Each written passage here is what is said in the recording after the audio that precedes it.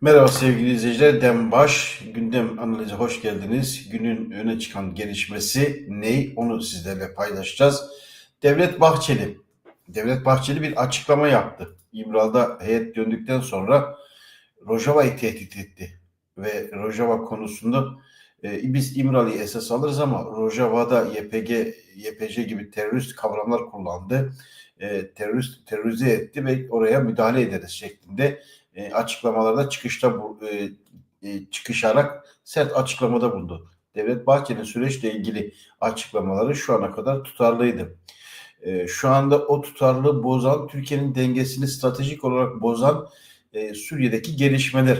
Suriye'deki gelişmeler hem Şam yönetimiyle İsrail arasında devam eden diyalog ve müzakere Türkiye'yi ürkütüyor ve denklem dışı bırakıyor. Hem de Demokratik Suriye güçlerinin Suriye'de giderek artan o gerilimli atmosfer içerisinde kendisini demokratik bir seçenek olarak ortaya koyması tarafları adeta ürkütüyor. Tom Barak'ın başını çektiği bir eğilim söz konusu. Paris'te konferans toplanacaktı. Paris'te Demokratik Suriye güçleriyle HTŞ arasında sorunların çözümü konusunda diyalog ve müzakere yürütülecekti. Ama ne hikmetse bu görüşmeler gerçekleşmedi. Hatta daha zor olan, aralarında herhangi bir diyalog ve müzakere olmayan İsrail ve Şam yönetimi bir araya geldi. Bakanlar düzeyinde bir görüşme gerçekleştirildi.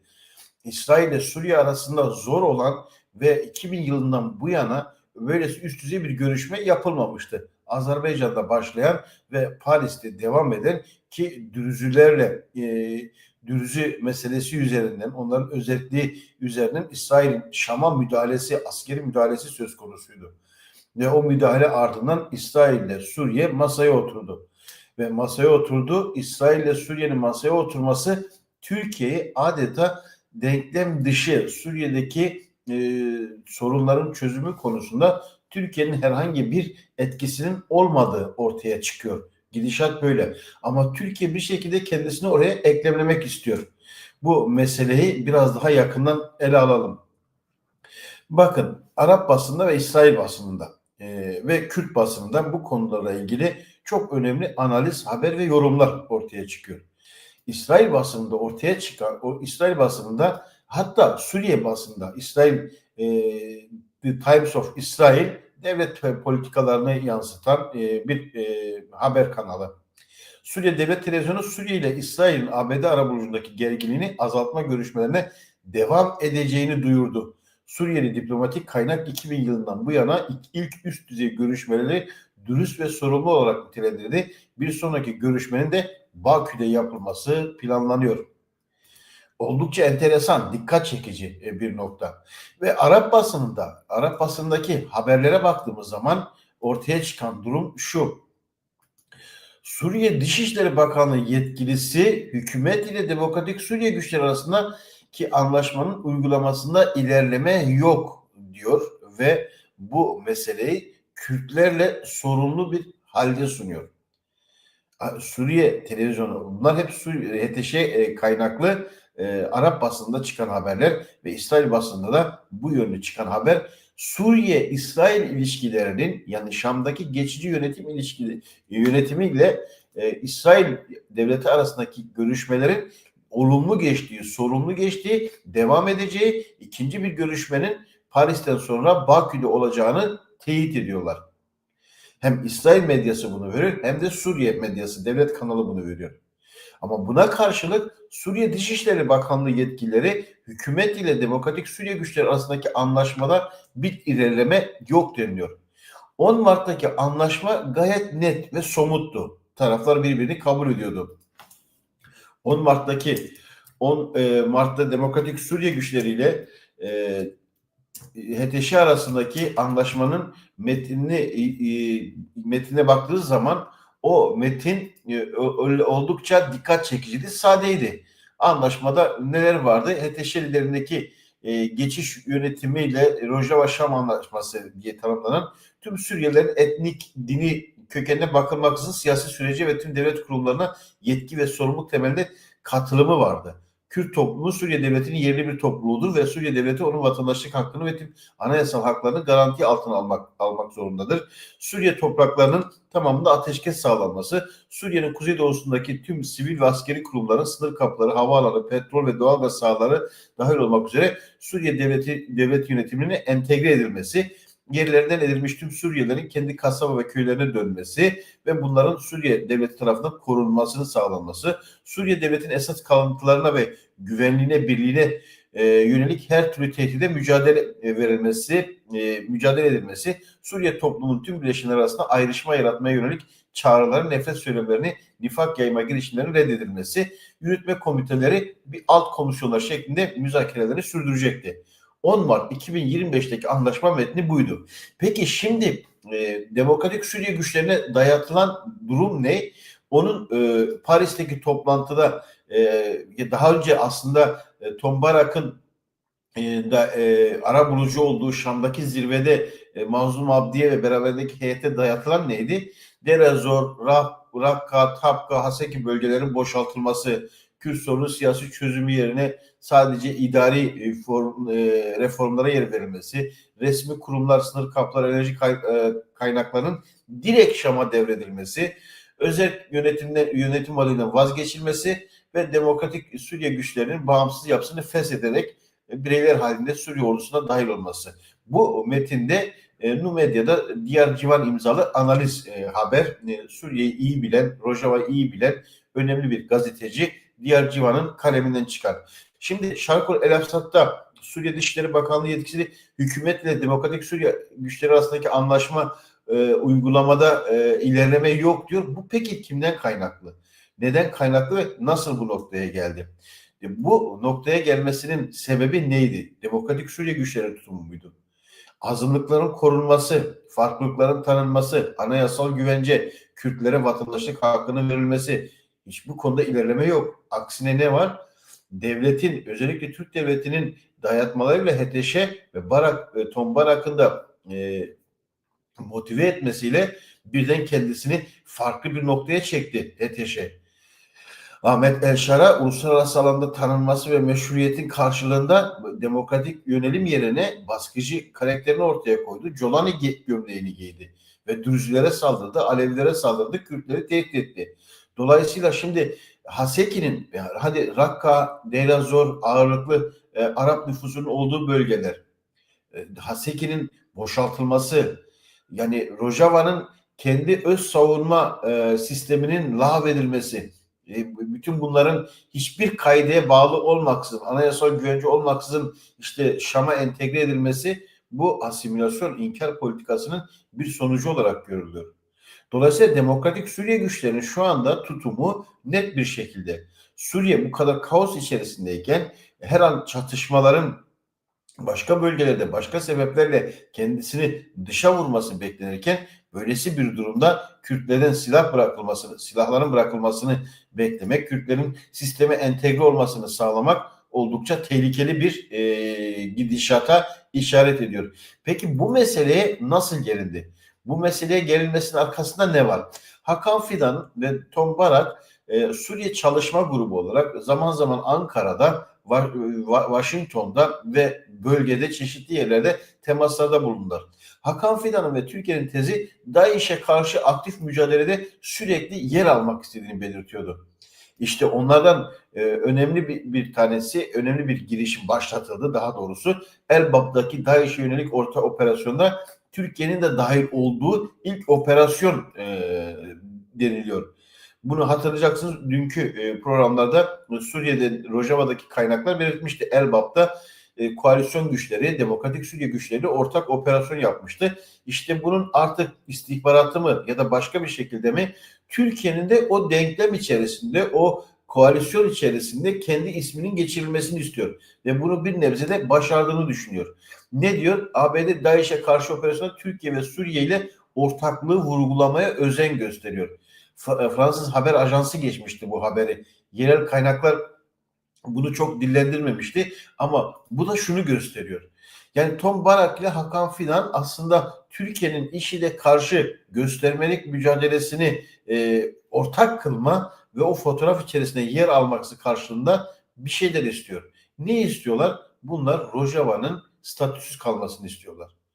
Türk Devleti'nin biz şimdiye kadarki yayınlarımızda Hakan Fidan'ın belki devletin bir eğilimini görüşü olarak dillendirdiğini ifade ediyorduk. Çünkü Kürtlerle barışmazsa Türkiye, doğru bir zeminde barışmazsa yani kuzeydeki sorunu çözmek, Rojava'ya düşmanlık yürütmek çok akıl mantıklı bir durum değil. Şimdi Paris'teki toplantıda Kürtlere dayatılan olacak toplantıda ya da daha doğrusu bu Suriye'de başlamıştı. Ne dayatılıyor? Demokratik Suriye güçlerine aslında bir şekilde teslimiyet, bir şekilde boyun eğmek, yani kendi şu ana kadarki bütün kazanımlardan vazgeçilmesi dayatılıyor. Peki Kürtler bunu kabul eder mi? Demokratik Suriye güçleri, askeri yetkilileri, sözcüleri en üst düzeyde de, temsil düzeyinde de, farklı temsil düzeylerinde de bu bizim kırmızı çizgimizdir. Bu konjonktürde bu şartlar ileri sürülemez. Dolayısıyla Şam'da Mazlum Abdi'nin tutumu oldukça yerindeydi. Daha sonra Amman'da ortamı yumuşatmak isteyen, ilişkileri daha da ileriye taşımak isteyen Tom Barak'ın açıklamaları vardı ama bir kere bir büyük yanlış yapıldı ve HTŞ'nin gerçek niyeti ortaya çıkmış oldu. Amerika bu planlara ne kadar uyacak, ne kadarında HTŞ'nin yanında olacak bunu zaman gösterecek.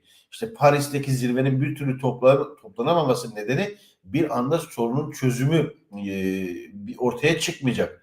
Daha doğrusu şimdi sahada taraflar birbirini bir şekilde dize getirme konusunda bazı hamleler yapacaklar. Türkiye'nin tehditleri bu noktada HTŞ'yi sahada savaşa sürükleyebilir. Dürüzülerin özelliğini kabul edip ses çıkarmayan, İsrail'le anlaştığını belirten ve İsrail'le ilişkilerin devam ettirileceğini teyit eden bir açıklama Suriye Şam'dan geliyorsa bu şu anlama geliyor. Bunun karşılığında Rojava'ya Demokratik Suriye güçlerine yönelik sahada bazı provokasyonlar gerekçe gösterilerek saldırı girişimleri söz konusu olabilir. Önümüzdeki günlerde bunu tartışabiliriz. Çünkü Demokratik Suriye güçlerine dayatılan, Kuzeydoğu Suriye Meclisi'ne dayatılan, özel yönetime dayatılan, Rojava'ya dayatılan şu: evet, Druziller örneğin işte hiçbir gücün bağımsızlık, özellik ya da federatif bir talepte bulunmayacağını, buna müdahale ederiz diyen Hakan Fidan, İsrail'in himayesinde Druzillerin özelliğine hiçbir ses çıkartamadı. Devlet Bahçeli hiçbir ses çıkartamadı.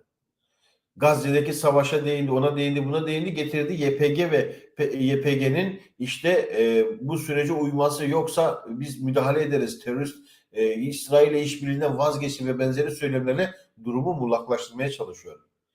Durum şu anda Kürtler için sahada bazı provokasyonları gerekçe ederek Kürtlere saldırmak isteyen güçler söz konusu olabilir. Bu Deir ez-Zor, Rakka, Halep gibi kentlerde, yine Minbiç ve çevresinde, Tişrin Barajı ve çevresinde, hatta Haseki'de benzeri provokasyonların olma ihtimali oldukça fazla. Çünkü Demokratik Suriye güçlerini masada ve sahada yenemeyenler bunu bir şekilde terörize ederek zor duruma sokup ve onları kendi isteklerine, Şam yönetiminin, ABD'nin ya da Türkiye'nin isteklerine boyun eğmesini sağlamak. Bu konuda şu ana kadar Demokratik Suriye güçlerinin ortaya koyduğu performans, diplomatik, siyasi ve askeri tutum oldukça olgun, vakur ve kendinden emindi. Ama şimdi Paris'teki zirve, yani diyalog ve müzakere süreci ötelendiyse, ertelendiyse bu şu anlama geliyor. Yani müzakere bağımsız alanlarda daha rahat yapılamayacaksa, uluslararası güçlerin gözleminde, onların tanıklığında olmayacaksa Suriye sahasında nasıl olacak? Suriye sahasında büyük ihtimalle çatışma ve provokasyonlar söz konusu olabilir. Şimdi bu noktada Türkiye'nin ısrarlı bir şekilde askeri müdahaleye hazırız, Şam bizden askeri yardım istedi şeklindeki açıklamaları İsrail'e dönük bir tehdit değil. Bunun doğru anlaşılması lazım. Bu açıktan Kürtlere yönelik bir tehdit. Yani Dürziler özelliğini ilan etti. Ve orada HTŞ'nin Suriye hükümetinin askeri gücü bulunmayacak. Dürziler kendi kendini yönetecek. İsrail ile Şam arasında görüşmeler devam edecek. Bunu Suriye televizyonunda söylüyor, İsrail basında söylüyor, Arap basında söylüyor. Şimdi orada bir anlaşma var. Dolayısıyla Türkiye'nin hani şöyle bizim stratejik tehlikeli bulduğumuz nokta İsrail'in Suriye'deki nüfuzun artmasıdır. Hayır. Türkiye ile İsrail kapalı kapılar ardında belki zımni olarak uzlaştılar. Biri Suriye'nin güneyinde, diğeri kuzeyinde. İkisi de kendi ulusal güvenlik gerekçelerini göstererek bazı güçlerin ezilmesi, bazı güçlerin hamileliğini almak üzere kurulu. İsrail Demokratik Suriye güçleriyle ilişkisini bir şekilde koparmıyor. Ama Druzilerle yönelik onları himayesine alma, onları koruma adına Şam'ı masaya oturttu ve isteklerini kabul ettirdi. Dolayısıyla şimdi Türkiye'de HTŞ'yi korumak için, Kürtleri bastırmak için ve kendisi için ulusal güvenlik tehlikesi olarak görüyor.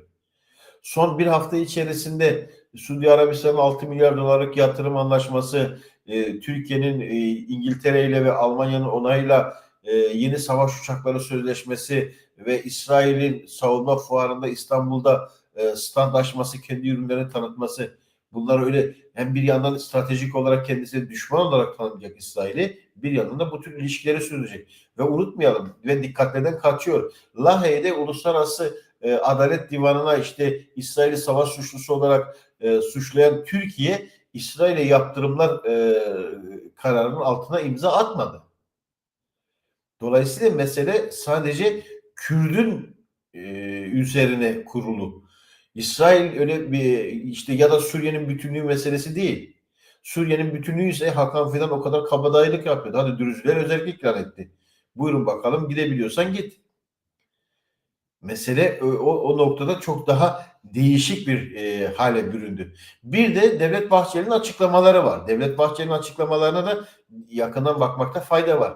Devlet Bahçeli'nin açıklamalarını şu ana kadar süreçle ilgili bütün açıklamalarını Devlet Bahçeli olgun, tutarlı, kendi çizgisinde tutarlıydı en azından. Böylesi bir yaklaşımı vardı. Ama şimdi yaptığı açıklama işte YPG'yi eleştiriyor. Şöyle konuşuyor Devlet Bahçeli.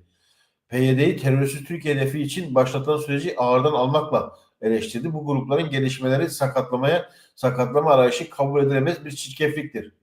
Biz kurucu önder Öcalan'a esas alırız, İmralı'ya esas alıyoruz diyor. Şimdi burada örtülü bir şey var. Aslında iki yana da tehdit söz konusu. Bahçeli hakikaten sorunun 22 Ekim 2024'ten itibaren çizgisinde ısrarlı, tutarlıydı. Ama Kürdün bir kardeşini kendine düşman tehlike görüp diğer kardeşiyle anlaşma yapmak Kürtlerin bunu çok kabul edebileceği bir durum söz konusu olamaz. Neden böyle bir şey yaptı Devlet Bahçeli? Aslında süreci zora sokan bir açıklama. Bahçeli işte süreci sabote etmek isteyenlere karşı duyarlılık çağrısında en sağduyulu yaklaşımı işte hızlı adımlar atılsın, en radikal açılımlar yapılsın ve benzeri Kürt-Türk kardeşliği sağlanacaksa Türk milliyetçiliğin temsili olan, Kürtlerle yıllarca savaşta bir taraf olan, direkt taraf olan bir gücün Kürtlerle tarihsel bir kardeşliği sağlayacaksa bu durumda yani Kürtlerin olduğu her yerde o kardeşlik hukukunun geçerli olması gerekiyor. Şimdi siz Kürtleri Rojava'da, Suriye'de HTŞ'nin, IŞİD'in önüne kurbanlık koyun gibi atarsanız, savunmasız bıraktırırsanız onların kendisini savunma hakkı var. Kendilerini savunmak için de Öcalan da, Kürt Halk Önderi Abdullah Öcalan da belirtmişti. Kendi özgürlüklerini, varlıklarını savunmak için her türlü hakka sahipler onlar. Her türlü ittifak ve ilişkiye de açık hale gelebilirler. Bu sizi zora sokmasın. Siz ABD ile mesela acayip bir paradoks. Yani Suriye üzerinde öyle bir karmaşıklık yaratılıyor ki Türkiye bir yandan İsrail'i tehlike görüyor, ABD'yi kendisini bölmekle işte suçluyor, farklı planlardan bahsediyor. Öte yandan ABD ile aynı kare içerisinde yer almak için çırpınıp duruyorlar. DAEŞ'e karşı mücadele ettiklerini, beraber operasyona gittiklerini, bu konuda işte işbirliğine hazır olduklarını, İsrail'e ilişkin çok radikal eleştiriler söz konusu. İşte Suriye bölünecek, İsrail böyle yapacak farklı bir durum ama İsrail'in varlığını, İsrail'in Suriye'de yaptığı her eylemi kabul etmek zorunda kalıyorlar. Neyi kabul etmiyorlar? Kürtler ve Aleviler. Kürtler ve Alevileri savunmasız işte Suriye'de onun bunun önünde hedef olarak göstermeye çalışıyor. Bu ahlaki değil. Kardeşlik hukukuna ya da çözüm sürecine, barış girişimine adını ne koyarsanız koyun, terörsüz Türkiye söylemine hiçbir şey uymaz. Siz böyle yaparak terör üretebilirsiniz, şiddet üretebilirsiniz. Şiddet sarmalını farklı bir şekilde kendisini dışa vurmasını sağlayabilirsiniz. Eğri oturup doğru konuşmak lazım. Şimdiye kadar Tayyip Erdoğan'dan da Hakan Fidan'dan da diğer Türk devletinin bütün çözüm isteyen kesimlerine şimdiye kadar en radikal, en tutarlı çabayı gösteren Devlet Bahçeli'ydi. Ama bu açıklama oldukça sorunlu, oldukça kendisini farklı bir, yani şöyle bir ajandası var. Tamam, biz Kuzey'de sorunu çözeceğiz. PKK ile çözdük, çözüyoruz. PYD ayak diriyor. Hayır, PYD ayak diremiyor. Siz PYD'nin varlığını, yani her şeyi kendi istediğiniz doğrultuda, istediğiniz zamanda, istediğiniz biçimde sonuç almak istiyorsunuz. Ama Kürtler de hayır diyor. Kürt Halk Önderi Abdullah Öcalan'ın çok güzel bir benzetmesi vardı. 2000'li yıllarda avukatlarla yapılan görüşmede şunu söylüyordu. Devlet niye beni kendisine büyük bir tehlike görüyor ya da böyle düşmanlık yapıyordu? Ben diyordu işte Kürdistan'ı anamız kabul edin. Her devletin istediği zaman gelip kendisine göre bizim ülkemize tecavüz ettiğini. Ben hayır böyle yapamazsınız deyip PKK'yı kurup buna karşı savaş yürüttüm. Dolayısıyla şimdi Kürtlerin kendi onurunu, haysiyetini, özgürlüğünü, eşitlik statüsünü, özgürlük statüsünü sağlaması için birilerine dur demesi gerekiyor. Mazlum abi tam da bunu yapıyor. Tom Barak'ın ya da Ahmet Elşaran'ın haddine değil, Rojava'daki Kürtlerin, Suriye'deki halkların hangi hukukta nasıl yaşayacaklarını tek elden belirlemesi. Müzakere, tartışma, diyalog olabilir. Ama ikisi de savaş sahasından geldi ve büyük bedeller ödendi. Şimdi o bedelleri bir tarafa bırakıp ve kendi varlık gerekçeleri olan Suriye'nin asli unsuru olarak, Suriye'de anayasal vatandaşlık olarak, ama neye getirdi? Kürtlere vatandaşlık verilmeyecekse Bas rejiminden ne farkın var senin? Hatta daha geri bir noktadasın. Ve bütün her yerden işte elini ayağını çekecek Kürtler. İşte orada film sahnesi değildi. Bir hakikat olarak, bir gerçeklik olarak IŞİD'e karşı kimsenin mücadele edemediği, göğüs geremediği bir mücadele döneminden geçildi de gelindi. On binlerce şehit verildi. Dolayısıyla Demokratik Suriye güçlerinin belki 10-15 yıllık bir geçmişinden bahsediyoruz ama 50 yıllık da bir yakın mücadele tarihi var. 100 yıllıkta başka bir mücadele geçmiş birası var. Dolayısıyla o bedeller üzerine şekillemiş ve bugün kendisini ifade etmeye çalışan, uluslararası alanda da toplumun vicdanı, ahlakı ölçüsü haline gelmiş bir Kobani direnişi, Rakka direnişi, Şengal direnişi, bütün bunları bir araya getirdiğimiz zaman o değerlerden vaz mı geçilecek? Dolayısıyla Tom Barak'ın ve Şam yönetiminin ve Ankara'nın da kendisini işte ambulansın peşine takılmış taksi gibi Kürtlere bir şey vuracaksa ben de onlara daha da fazlasını vururum şeklinde bir yaklaşım, bir politika var. Dolayısıyla Bahçeli'nin de bu sözleri PYD şöyle bir protokol mü var? Kamuoyuna açıklanmayan, yani PYD'de dahil, daha önceki bütün verilerde İmralı heyeti de açıkladı. Kürt Halk Önderi Abdullah Öcalan da çeşitli vesilelerle kardeşiyle ya da mektuplarında manifestosunu açıkladı. Rojava'nın durumu, Suriye'nin durumu özgün olarak ele alınıyor. Yani şimdi Peşmerge'de mi silah bıraksın? KDP Yeneke de mi kendini feshetsin? Doğu Kürdistan'da mı kendi özgürlük mücadelesinden vazgeçsin? Türkiye'de Kürt sorunu çözümünü, Türkiye'nin demokratikleşmesini. Bu şöyle bir şey, işte Kürtlerle sorunu çözerim. CHP ve diğer muhaliflere de baskı politikalar oluştururum. Bunlar gerçekçi olmaz, ikna edici olmaz.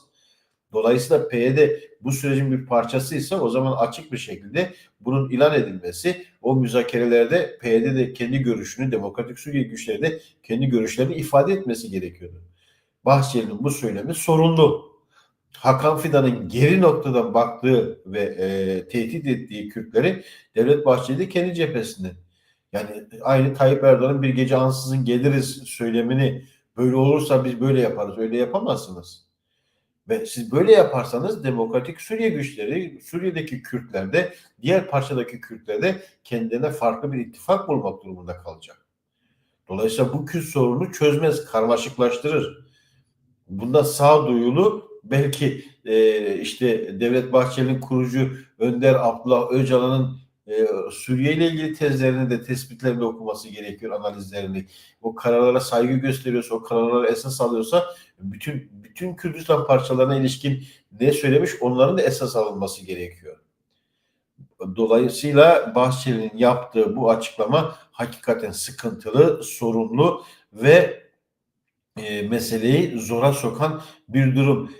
Şu anda net olarak şunu söyleyebiliriz, rahat bir şekilde söyleyebiliriz. Suriye'de Türkiye'nin korktuğu harita buydu ve İsrail bu haritayı bir şekilde e, bir şekilde gerçekleştirme çabası içerisinde ilerliyor. Türkiye bu haritanın bu şekilde gelmesini engelliyor. Özellik mi Suriye'nin merkezi yönetimiyle ne olursa olsun İsrail Suriye üzerindeki hegemonyasını etkisini daha güçlü kılacak.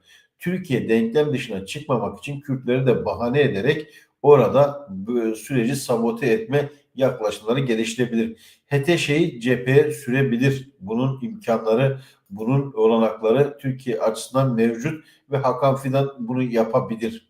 Orada süreci sabote eden bazı eylem ve etkinliklerle, değişik yöntemlerle HTŞ ile Demokratik Suriye güçlerini askeri olarak da karşı karşıya getirme tehlikesi var. Bunu da ifade etmek gerekir. Paris'teki zirvenin ertelenmesi, değişik tarihlerde ya da belirsiz bırakılmasının anlamı şu: diyalog ve müzakere olmayacaksa o zaman sahada bir hesaplaşsınlar. Bunun zeminini yaratıp belki Süveyda gibi, belki daha değişik kanlı bir süreç kendisini gösterebilir. Böyle bir tehlike var diyoruz. İzlediğiniz için çok teşekkür ederim. Yorumlarınız için, yine katkılarınız için çok teşekkür ederim. Abone olursanız, paylaşırsanız ve mesajlarınızla bildirimlerinizi açarsanız, beğenme tuşuna basarsanız algoritmada bizi sınırlama şeyinin önüne geçebiliriz, uygulamasının önüne geçebiliriz. Çok teşekkür ederim. İzlediğiniz için tekrar buluşarak hoşça kalın diyorum.